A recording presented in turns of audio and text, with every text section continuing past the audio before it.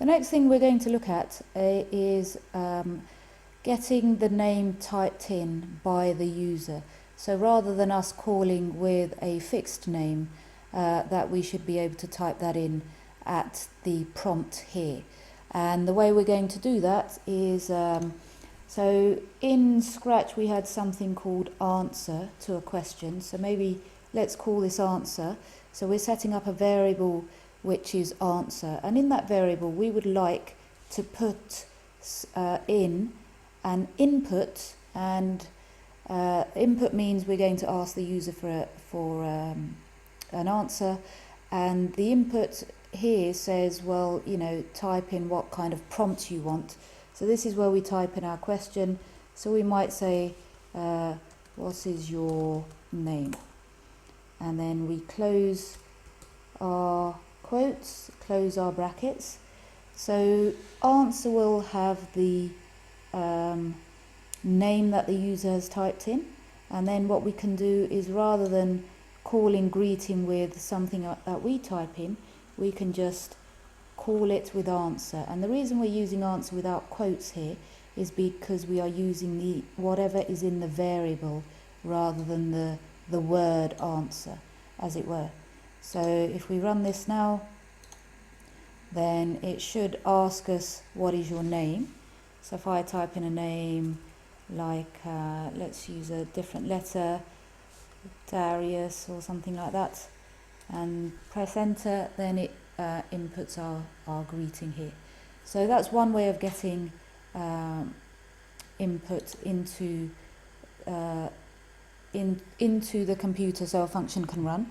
The other way is to use some files. And what I mean by that is that I've got a file here called passwords.txt, which I've just done in Notepad, and it's just got a list of names which I'd like input into the greeting program. So if I just close this and just save it, and let's have a look at how we will do this. So rather than using input, what I'm going to do is I'm just going to use the hash sign to comment out this line, so that we can compare the two ways of doing this. And the way we get it to interact with a file is we again have a meaningful name. So I'm going to just call it file. It's just the name of a variable. It doesn't mean anything. It's not a keyword or anything like that. So I'm setting up a variable, and I'm just going to say that this variable opens a particular file, and the name of the file goes in single quotes. I'll put it in, and the name of the file was passwords. Is it password or passwords? It's passwords .txt. So that's the file that I'd like open. And then what I'm going to do is I'm going to use a loop which basically says for each line, and again line is just a variable. I could just use the letter I here, just like we used for I, or we used N. So line in file. So this is a particular format for for loop which is going to go through a file line by line.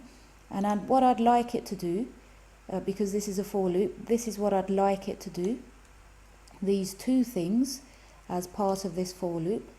So let's just leave a line here so we can see it. So in this particular for loop, for what I'd like is I would like each line to be sent to greeting.